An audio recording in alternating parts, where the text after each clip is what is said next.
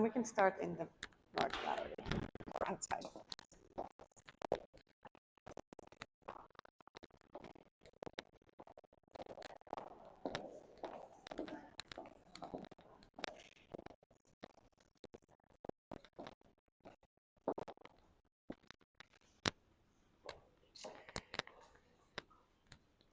Okay, so we're talking about Sanford Bigger's Drift.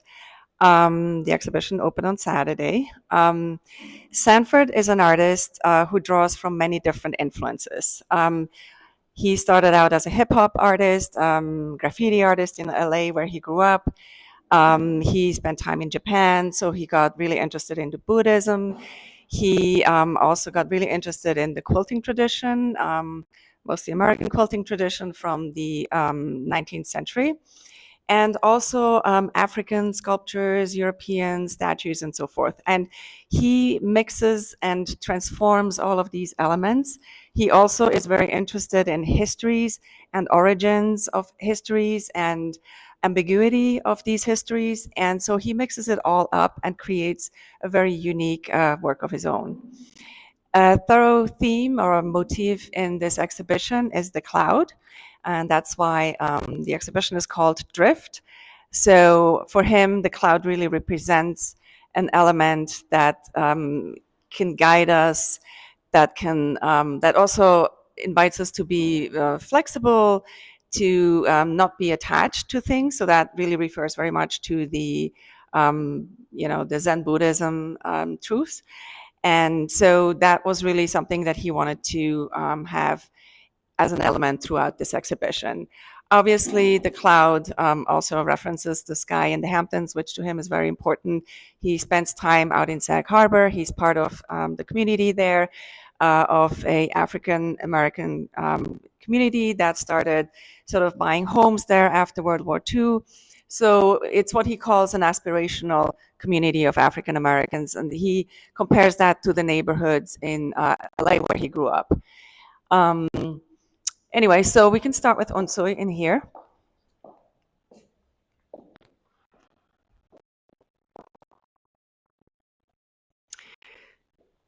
So unsui is a term from the Japanese word unsui, and it means cloud or water. And Sanford started, creating clouds in many different elements and shapes. And again, that's really what marks his work, is that he takes an element and then he realizes it in many different materials, shapes, forms, interpretations, and so on. These clouds were first installed at Brown University last year. So he had them commissioned specifically for that space. It's a very ornate space, very different than this space. And so here you have it in a very sort of calming, simple, straightforward architecture. He also wanted the walls to be painted a very soft lavender hue. He feels like this color is helps you with calming down, but also seeing the light in many different ways throughout the day. And obviously, it helps the illumination of the clouds. He then prepared these quilts with there are mats underneath, so he invites people to sit and lay on them and contemplate the clouds. Oh yeah. So we had a lot of people Saturday who were, very happy to sit and lay on these. And they should not actually walk on them if possible, but they can. So it's not like something precious that, they cannot walk on it. No, these are quilts from his collection. He has a lot of quilts that he collects, and so he, whenever he has an idea or something that he wants to pursue a certain theme, he looks at the quilts and he chooses, the quilt that kind of speaks to him. And he calls himself a quilt whisperer. So he really, yeah. So he did clouds, but this is just part of.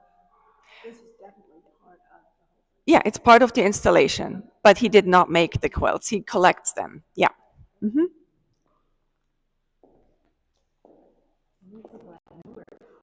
Because he said that he's been collecting them, especially if they were pre-Civil War. Yes. Yeah, I mean, originally, so he got really inspired by the quilts after he saw an exhibition in Philadelphia where he was invited to do an exhibition as part of Hidden City um, in 2007. And while he was looking at stained glass windows, he came across the quilt exhibition. And he got really interested in that. And then years later, he saw an exhibition of G's Bend quilts at the Whitney, which were extraordinary. I mean, they have incredible geometric designs, and he felt like, well, they're real works of art, and he felt like compelled to sort of add to these quilts because they are also harbors of history, of stories, people's stories. Usually, a lot of people work on one quilt, and he kind of calls himself a late collaborator on these quilts. But so these are not, he didn't do anything with these, right? So these are just collected quilts, but you will see that in the next gallery.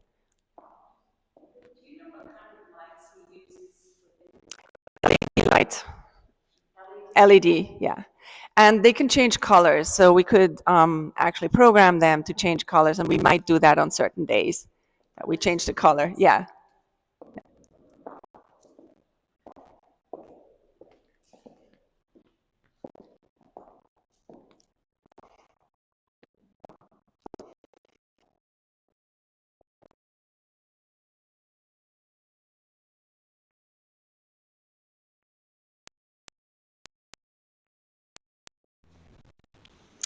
So in this gallery, you see a real focus on his works on quilts, and he started making them in 2009. And you see very different approaches to how he works with the quilts. This one, for example, is called Scirocco. He also says he keeps a list of titles. So whenever he sees a work completed, he goes back to the list of his titles and chooses what he feels is appropriate.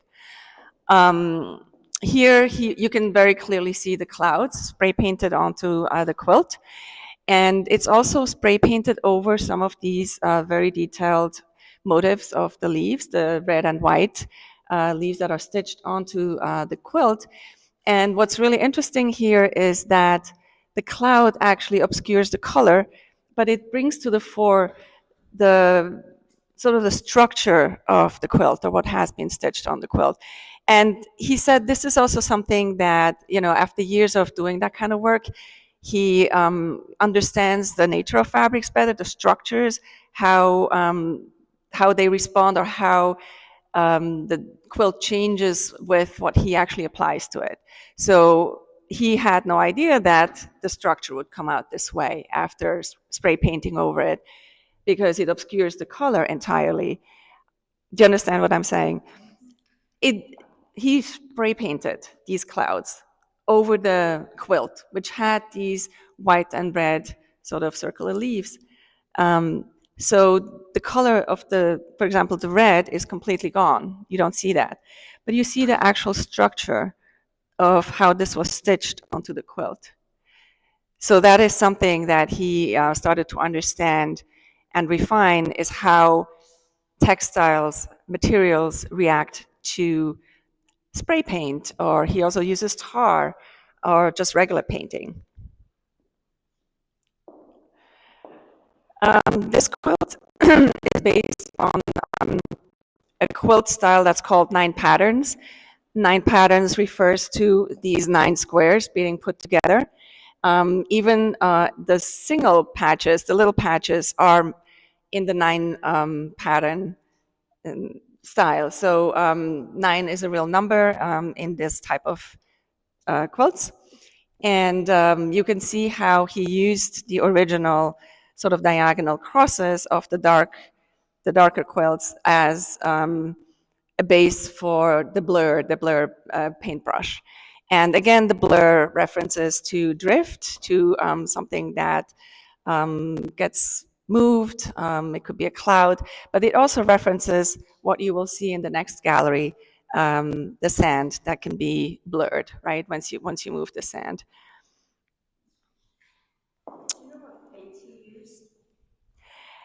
Here, I'm not sure. I would think it's acrylic paint.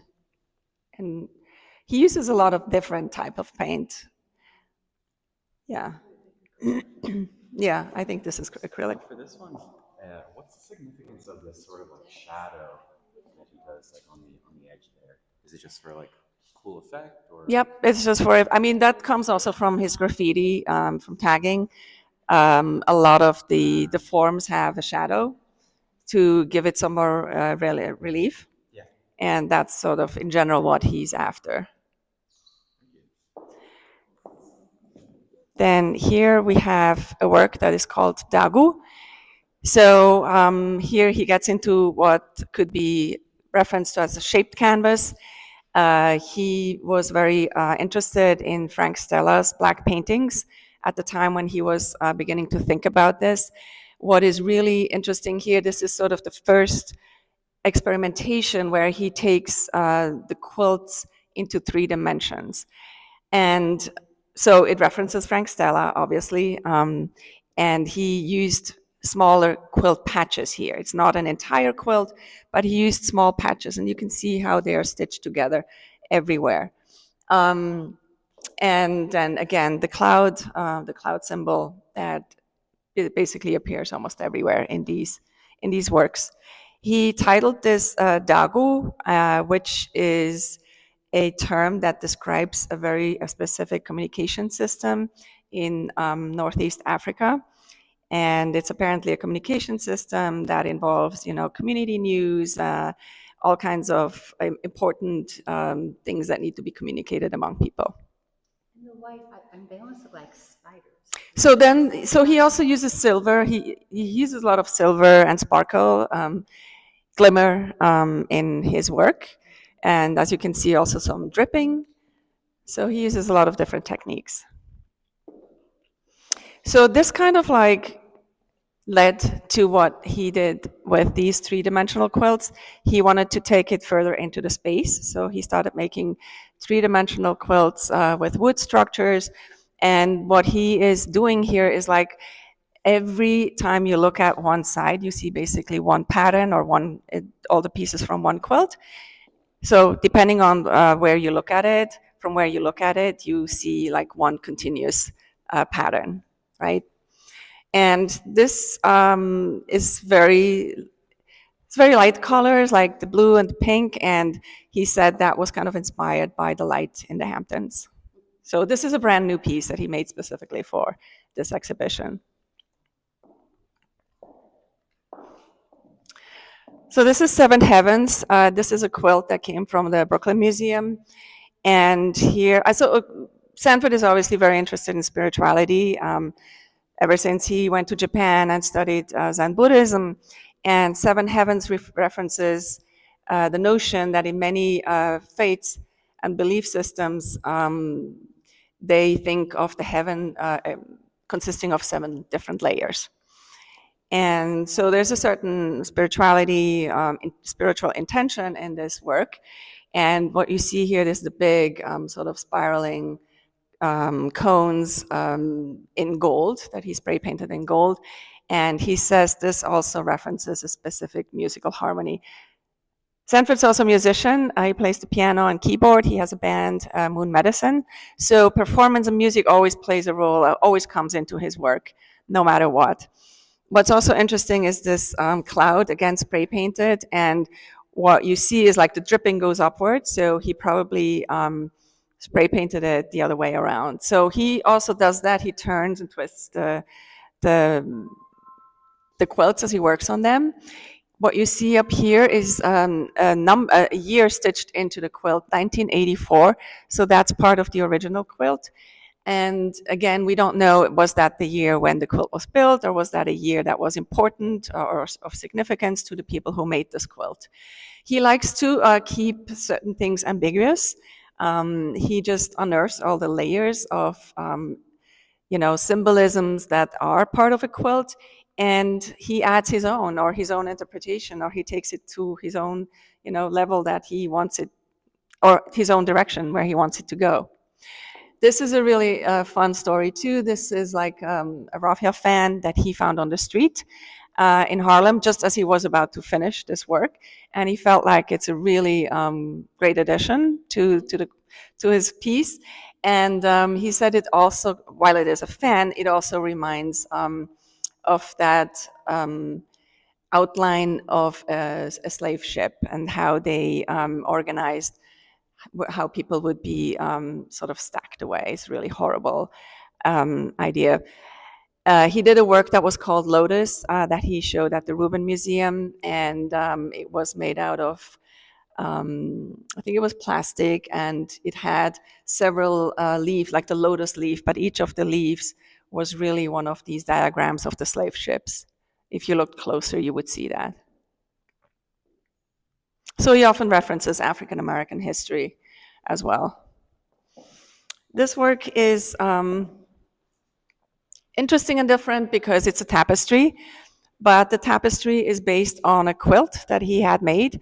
The quilt was what was called a crazy quilt. So these were special quilts made in the 1880s that had very interesting, intricate, and sort of wild forms and shapes and specific stitching.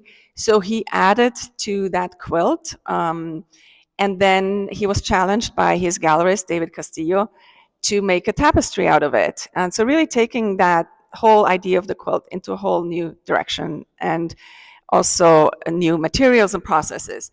So he started working with a workshop in Guadalajara, Mexico, to really transfer that image of the quilt into the tapestry.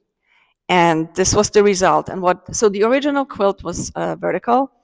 He liked it better horizontal for the quilt. And he said, because he started to see emerging, these architectural shapes and forms started to emerge in this quilt. So he designed it, but perhaps people made it. Yeah, he already used a quilt that was already made, right? Then he painted on it. He spray painted. He used all kinds of materials, to paint these things. So it's various materials and paints that he applied to the original quilt. Then he took a picture, gave that to the workshop, and they made this tapestry out of it. So really like one-to-one, and all with natural fibers, naturally dyed fibers. And it took them several months to complete this.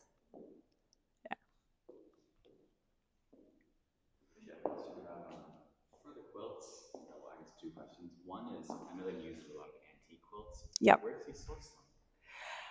Anywhere he goes, he buys them on eBay. He goes to estate sales, whatever. Sometimes people know that he does that and they offer him quilts. So it's many different sources that he gets them. Yeah. And the second question is, just because a lot of times in tours people ask this sort of thing, how are these mounted? Because it doesn't look like there's anything like piercing the quilts. So they're mounted in different ways. This one has wood cleats on the back, which you don't really see from here, but yeah, it's mounted on wood. So the same for this one. There's a wood cleat on top, and so this is also, it's a good question actually, because he wants them to hang loose. So you see that they're hanging. They're not, the only one that is stretched in this room is that one. All the others are hanging.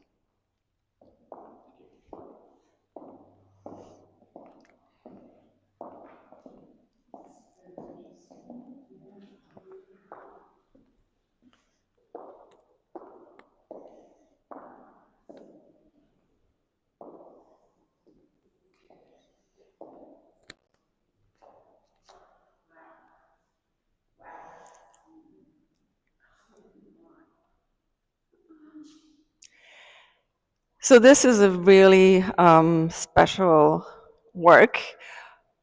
And this is sand, so you're not supposed to stand on it. We're going to put more signs on it because people started touching it on Saturday. But so this sand piece is based on that piece, which is a quilt piece that he made. So this was not an original quilt. It is something that he actually put together with various pieces of fabric.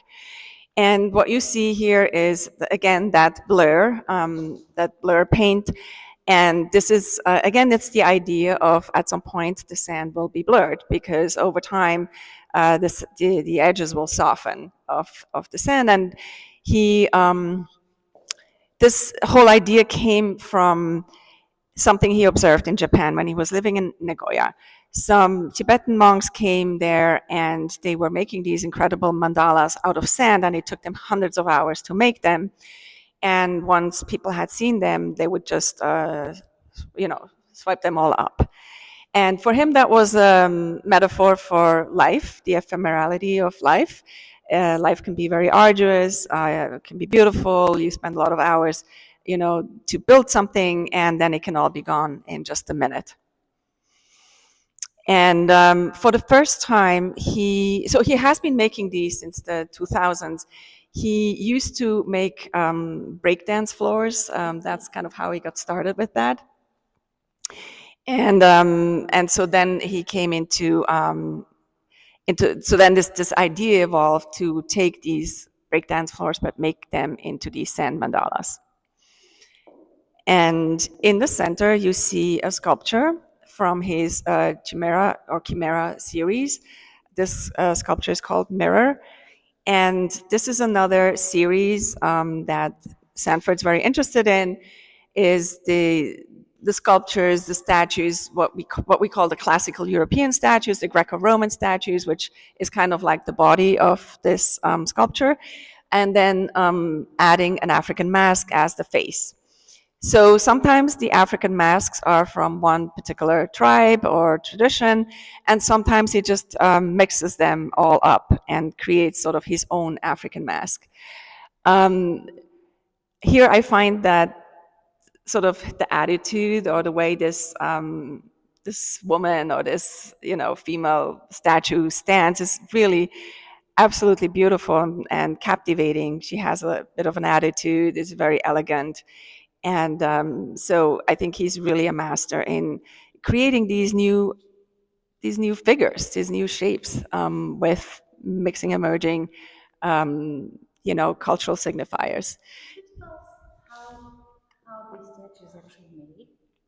They're made out of marble, so he makes a form. I don't know the original form, what material that's in, and then it gets cast into marble.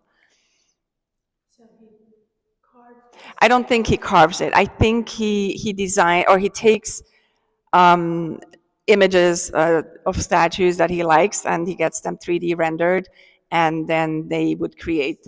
Yeah, no, he doesn't carve them himself. It takes a long time. Yeah, yeah. And so, yeah. Is this, I don't quite get this, is this loose? Oh, yeah, this is loose.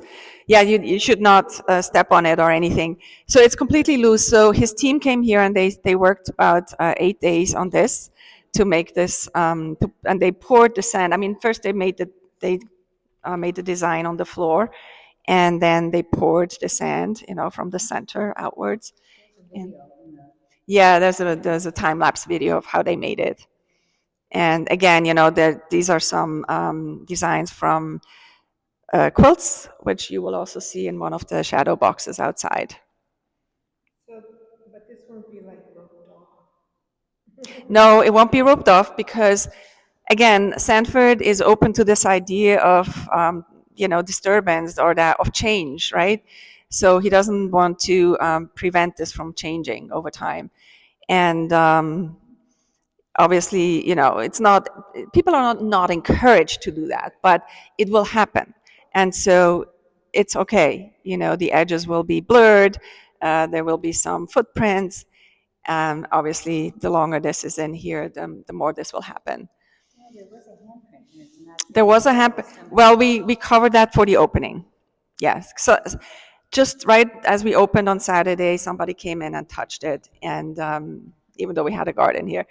And so we will have a garden here all the time to, just watch that people don't just walk over it. But something happened when he did a sand floor installation at the Phillips collection, and one evening the cleaning person just came in with the vacuum cleaner. Oh my God. She didn't actually vacuum the sand, but she pulled the cord over the sand, so it just got completely swooshed. And he kind of like, he thought it was actually beautiful, and he left it. So Sanford is very much someone who believes in change, who believes in accidents, and he has intents, as you can see. His intentions are very clear and very strong, but he also allows change. Yeah. And it's going to be interesting because we can encourage people to lay down in that room. Absolutely. And then in this room, you say, please. Don't. No, it's not an invitation to disturb it. It's something where it will happen over time. But no, you should not do that. It's not the intention. Yeah. Sand, because it doesn't really, to me, it doesn't look like sand at all. It looks like a floor cover. It does. Yeah. Yeah. Well, he trained his team to do this. It's a very meticulous process. And like I said, it took them about 8 days, There must have been Eight, 4 or 5 people at one time. yes, like 4 people working in this team. When did they put the fabric on? That was once that part was completed. So they could step in here and put that on. And be able to, Yeah, yeah. otherwise we would have had to put someone. No, yeah, no, that wasn't. No, and so the original, this is on loan, and the original has a different fabric, but he wanted to use a fabric that connected more to the colors of the. It's amazing. Yes, it is amazing, and he has done many of those in several places where you really think it's a carpet. Very intricate. If you do, like, if you were to use this sculpture somewhere else, do you think he would do a different pattern? Well, it's the first time he's putting a sculpture in the center of a sand piece. He has never done that. So I don't know if he will repeat it or if he will do something different. But he has actually, there's an exhibition right now at Marian Bosky Gallery in the city, and it's more like site-specific installation where he hung a lot of quilts, and he also started painting the marble. And that references the idea that a lot of these statues that were thought of as being white and pristine actually were very colorful. And that over time, the color obviously was eroded away. And that's also an idea that persists in this piece, is that while you would think that the marble is the strong material and the sand is the very fluid and sort of weak material, in the end, the sand is stronger because it will sort of, the stone will decay and it will become sand. And so that's the idea here. It's, again, he's playing with notions, accepted notions of strength, vulnerability, and again, and also the hierarchy of statues of cultures. Like the Greco-Roman culture was always like superior to African culture, right? And so he's kind of inverting that, that idea of hierarchy. And also he, as he rightfully said, that a lot of times we don't really know where the origins of even the classical sculptures or statues came from. How original were they really, or were they influenced by other cultures? So there's all that ambiguity that he's playing with.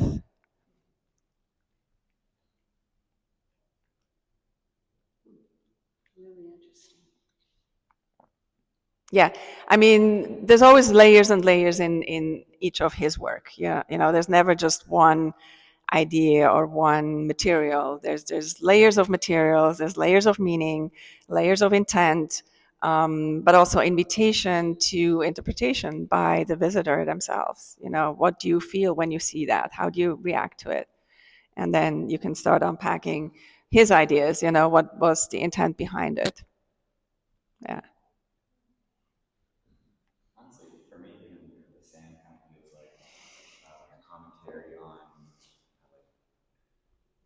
nature versus like human interference. Mhm. How he's accepting just like the natural shifting of different sand particles, but at the same time, it doesn't necessarily like specific human interference, like how we would cut down forests. Yeah. Yeah. Mess with the sand. Yeah. Yeah. Exactly. Well, I encourage you also to listen to his interview. He explains a lot of those things even in more detail. On the spine here, we have, I'll just show you what's out here.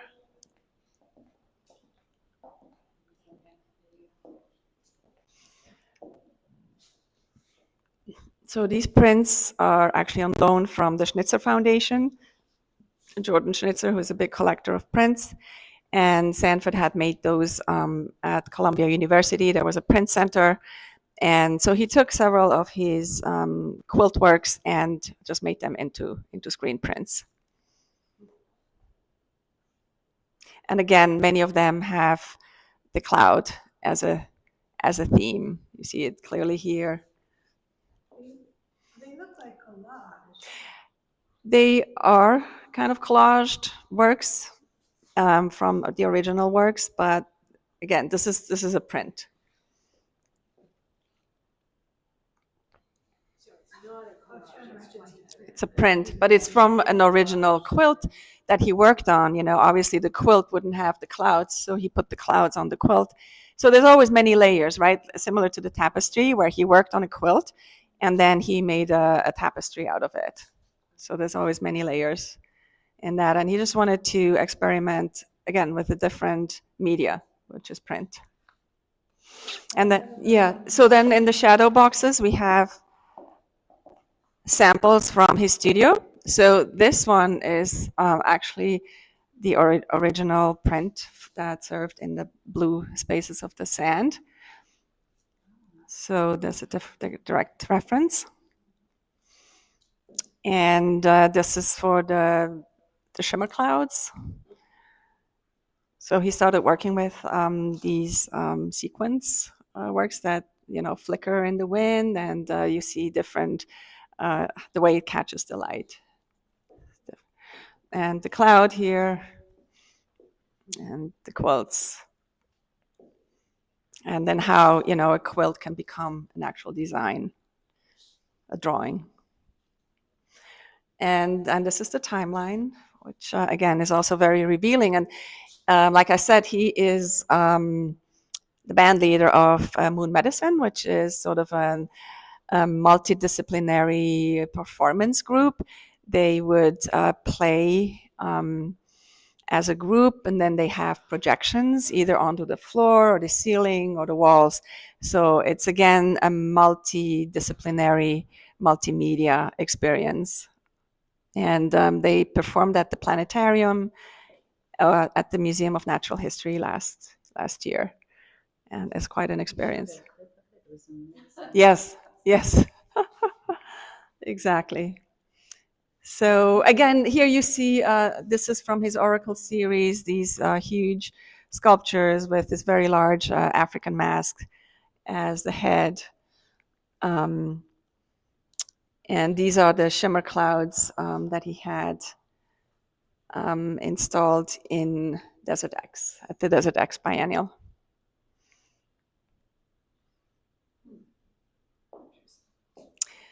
Yep, he really works in many different materials and medium. How old is he? 55, 56? Yeah.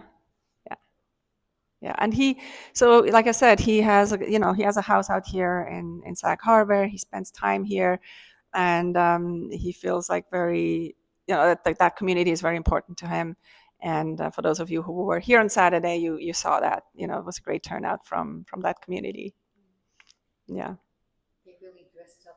They were like the clothing that they were wearing. Yes. So Yep. cool. Yep. In honor of all his, of his very colorful work. Yeah.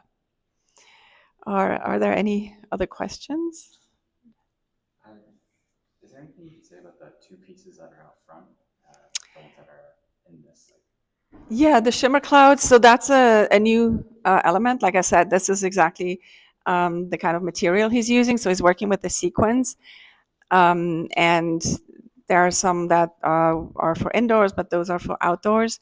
And they, again, they move and they reflect the light. So again, it's about movement, it's about light, wind. When the wind, interacts with it, it moves, and it just changes.